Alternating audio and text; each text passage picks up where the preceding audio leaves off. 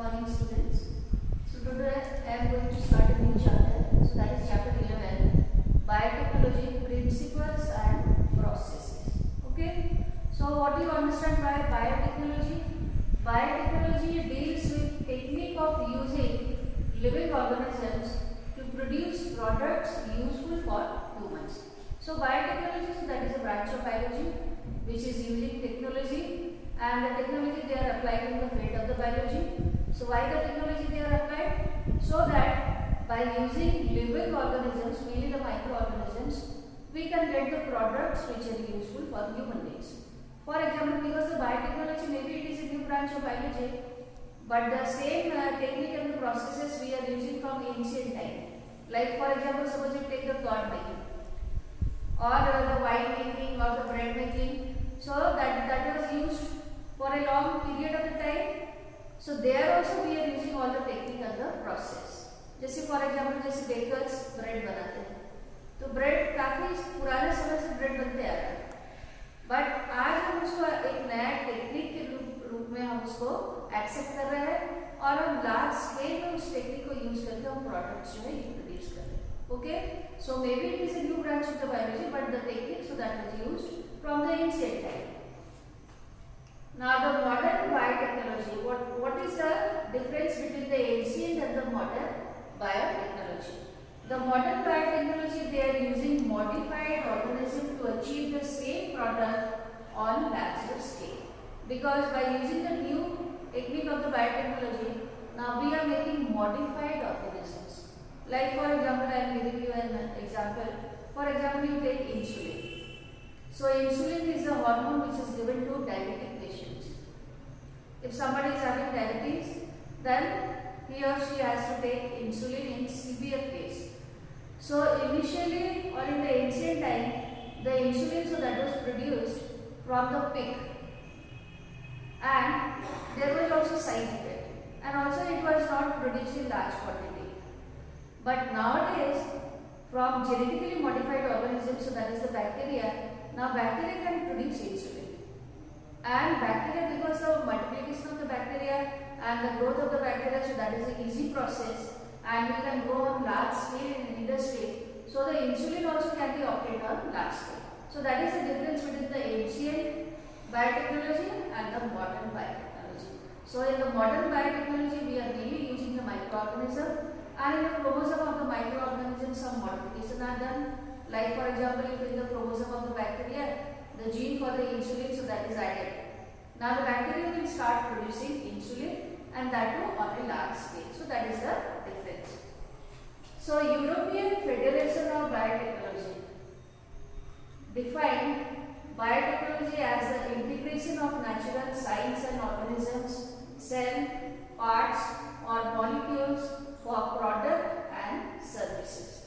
So as per the new definition of the biotechnology, we are merging the old natural science and as well as the new science, and also we are using the organisms, their cell or part of the cell or the molecules for getting the different type of the products, and these different type of the products, they are having their use in human life. So they can be used for the services, for providing services to human beings. There are two core techniques. You have to remember in this chapter, you have to remember the heading. And what is the heading? And in that context, what will be the answer? Okay. So there are two core techniques. One is genetic engineering, and second is maintenance derived culture.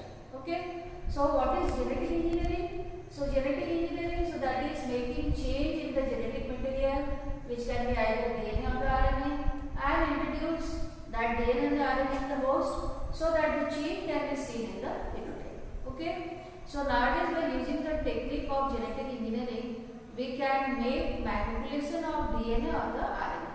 All of you know that DNA is the genetic material of most of the organisms, living organisms, and the RNA is the genetic material of only some virus. Alright. So if you want to make any kind of change in the DNA or in the RNA, then that is possible by using the technique of genetic engineering, and that change DNA or the RNA when it is introduced into some organism, naturally you can see the change in the phenotype. Like for example, if in the cell of your chromosome any change is made, then the change can be seen in the phenotype. Okay, so that is called genetic engineering. And the second is maintaining the sterile culture.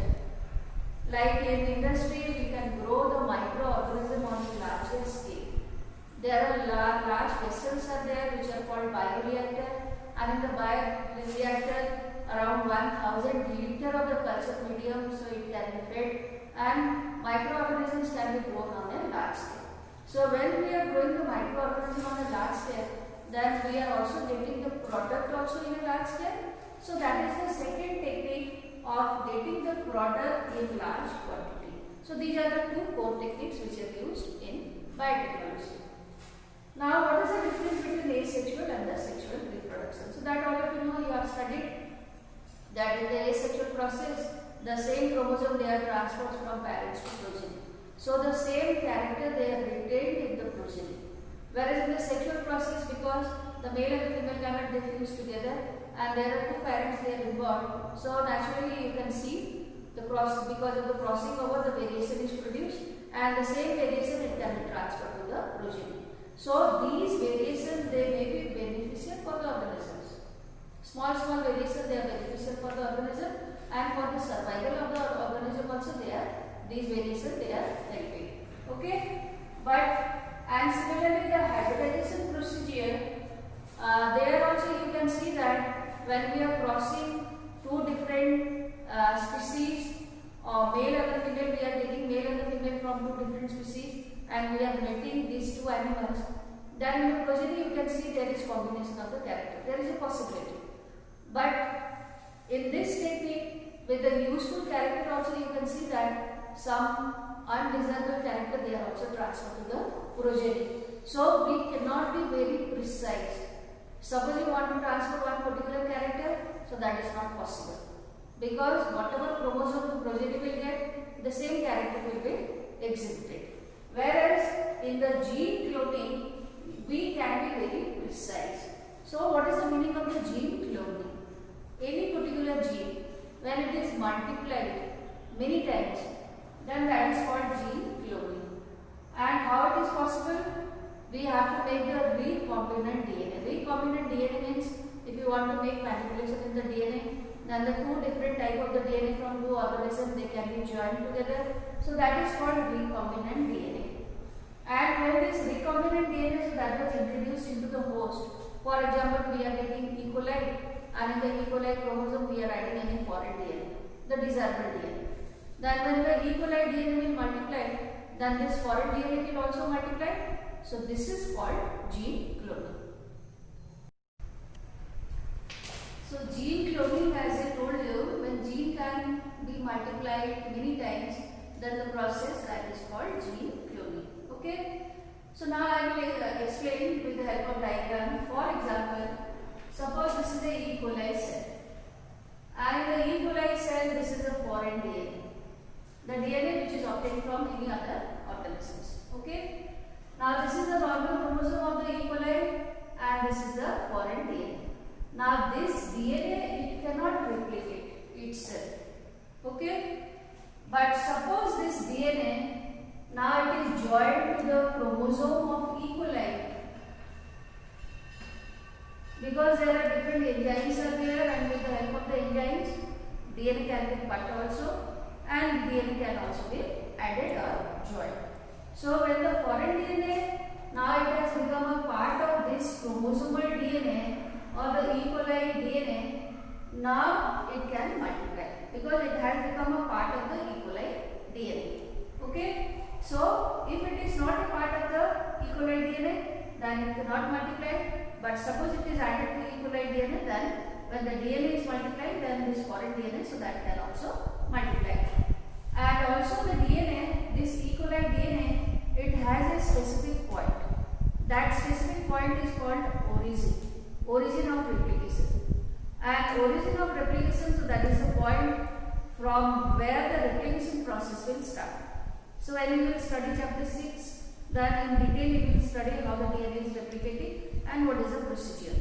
But for the replication process to operate, the DNA should have a specific point, and that specific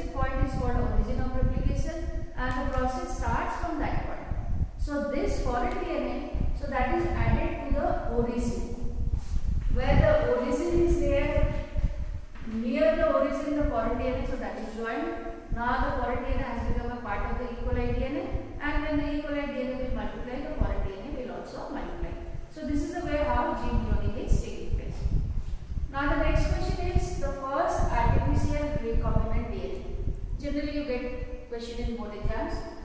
The first artificial recombinant DNA, so that was made by two scientists, Stanley Cohen and Herbert Boyle in 1972. And what was the recombinant DNA? How it was made? A gene of antibiotic resistance. The gene, so that was resistant to antibiotic. So that was cut from the plasmid of Salmonella typhimurium. Salmonella typhimurium, so that is a bacterium, and the bacteria has one main chromosome. This is the main chromosome, and besides the main chromosome, also in many bacterial cells you can find out there is another small circular DNA. This DNA is called plasmid. As the main DNA can replicate, plasmid also can replicate itself. Okay. So a gene from the plasmid of Salmonella, so that was cut, and that gene was joined to the plasmid of E. coli, and this was the first artificial recombinant DNA. Okay. So what are the basic steps of genetic engineering or the gene cloning? Number one is the identification of the DNA with desirable gene. Now whichever gene you want to multiply, you have to identify the gene having desirable character. Then the gene should be joined or incorporated to the DNA of the host. Now it has become a part of the host DNA, and this DNA should be transferred to the progeny. So these three, they are the basic steps of genetic engineering.